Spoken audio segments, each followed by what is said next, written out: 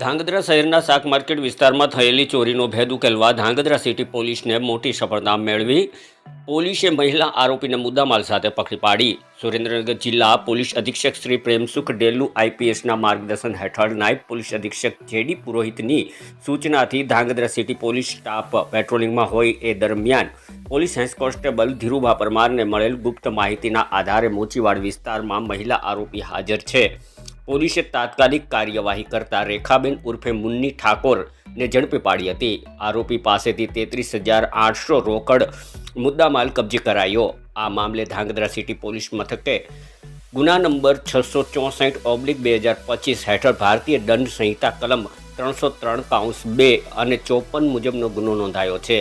Police inspector A.K. Vaghela, head constable Dhirubha Parmar, constable Sanjaybhai Mundva, Pratipalsinh Jhala, Mulrajsinh Sarfarajbhai તેમજ મહિલા constable હિનાબેન પરમાર અને રિંકુબેન બાપોદરિયા સહિત ધાંગધ્રા સિટી પોલીસે મહિલા આરોપીને પકડી પાડી ચોરીનો ભેદ ઉકેલી કાઢ્યો.